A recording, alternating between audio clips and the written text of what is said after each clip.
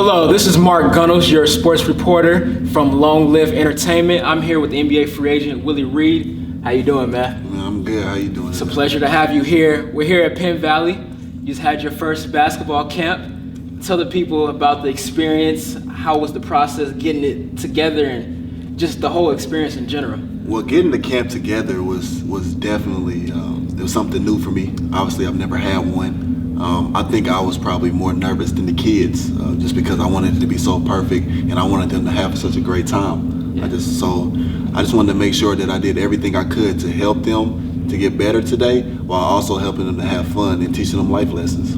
Yeah, and how did it all come about? You know, you're obviously from the area. You're using the NBA, played for the Brooklyn Nets this past season, free agent right now. I think it's a really good sign to see that you're an inspiration to a lot of people, you know, because not a lot of people in the NBA are from Kansas City. So how was the process about getting this together, and was it really important for you to have this type of camp for the community? It was definitely important. It was in my heart. You know, I know growing up, I didn't really have a lot of places to go to camps. I either had to go to KU, MU, or go all the way down to Kansas State. So I just wanted to be able to have something here where the kids don't have to travel, but they know that someone made it out of here. And so I just wanted to make sure that I gave them a better opportunity than I had growing up, so that they were able to capitalize on it. So I think that we were able to accomplish that today, and I think the kids left with some smiles on their faces, and I look forward to doing this for years to come. Yeah, I was going to ask you, is this going to be an annual thing from this point on? Well, yeah, definitely. This is just the first camp. Next summer, I'm really trying to push to be able to have my nonprofit started up. It's actually on the wristbands. It's called No Excuses. It just provides scholarships for kids. Oh, yeah. It just provides scholarships for kids, the unfortunate kids, to be able to go to college and things like that. So I'm trying to do a 5K run next summer, kind of down in the Power and Light District, and just try to continuously raise money to be able to help these children to be able to make it out, because it starts with me being able to make it. Me, Alec, Willie Cauley-Stein, you saw Clay Johnson out there, the Rush brothers, we all made it. But I just want to be able to impact them so that they can make it, but not only in basketball, where they want to make it successfully as a doctor or a sports broadcaster or analyst, whatever they want to be, they can be. And I feel like No Excuses can really help to push that. Right. I think that's a very, very great message you're sending to the kids. But let's talk about your previous season with Brooklyn. How was it? First of all, let's start from the beginning. How did you get signed? What was the process? I know you were playing in the D League. You played in Summer League last year with the Miami Heat, I believe. So was Brooklyn just kind of keeping an eye on you? How was that process like? Well, this actually was really funny. Actually, I went to training camp with Brooklyn, not this past season, but the year before, and they cut me. So I ended up going overseas. I played in the D League, then I went to Dominican Republic and played overseas. Came back and played Summer League for the Miami Heat. Played really well in Summer League, and I played really well in Summer League, and after I did that, they ended up decided that they wanted to sign me. Brooklyn wanted to sign me, so I got the opportunity to be able to do that, and that was just great for me to be able to have the opportunity to be able to be there in Summer League where every NBA team can watch me, and I was able to succeed. Yeah, and I noticed towards the second half of the season, you were getting a lot more minutes, and you had a really good chance of showing your talents, which I think is going to help you entering this free agency. With that being said, what are some teams that are looking at you right now, if you can speak on that? Well, I can't name specifics. Okay. I can just tell you that there are a bunch of teams that are very high on me, that think that I have a really high potential. Obviously, I played well this season, so I proved that I belong. But at the same time, I'm still hungry to continuously prove that I belong here and that I'm better than most people think that I am. Yeah.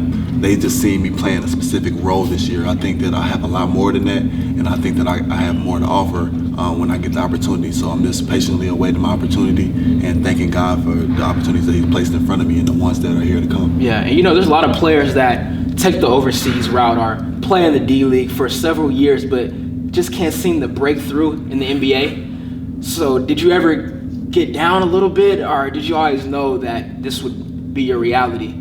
Well, yeah, I mean, when I was growing up, I always said that I was gonna make it to the NBA.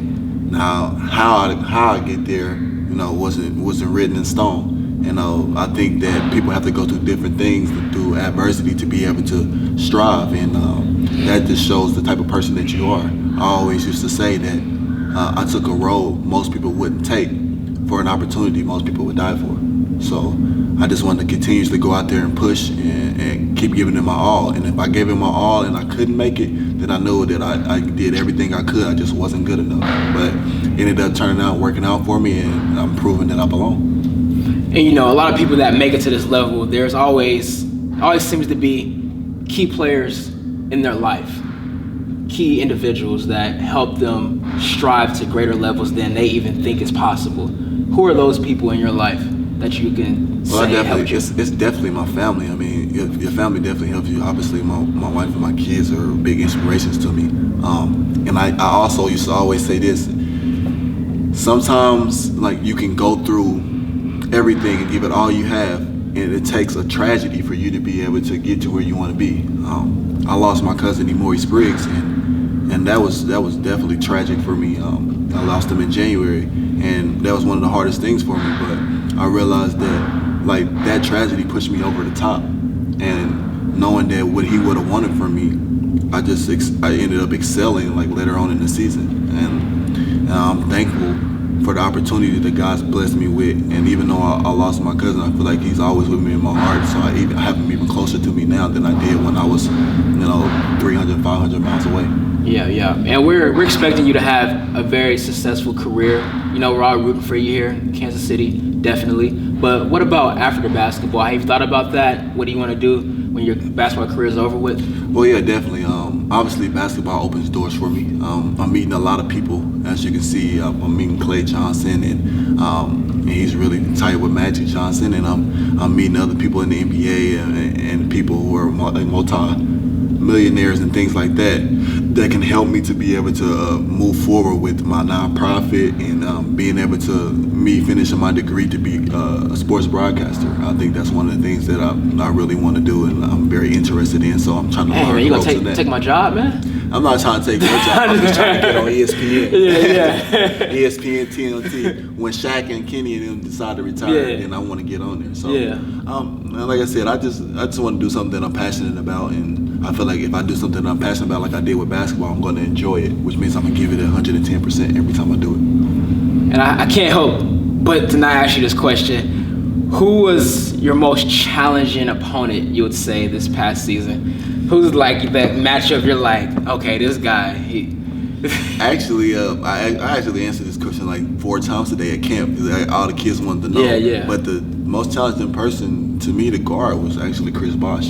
I actually checked in on him and he scored 8 points in a minute and 30 seconds on me. So how did he score him? Was he like fadeaway jump shots, get to the free throw line, shot fake, step backs? He just had the whole arsenal. Man. So I realized that I had to get in the gym and work on my lateral quickness and my lower strength, and I became a better defender as the season went on. Yeah, and speaking on that, what are some areas you're working on this summer to improve?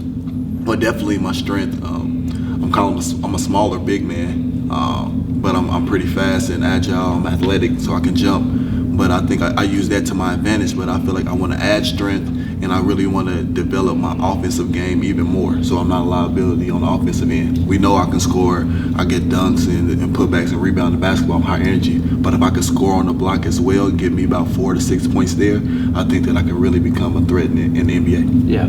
Well, it was a great pleasure having you today. I really appreciate you making this time for having me. Yeah, no problem. This is Mark A. Gunnels with Willie Reed. Make sure you check him out, man.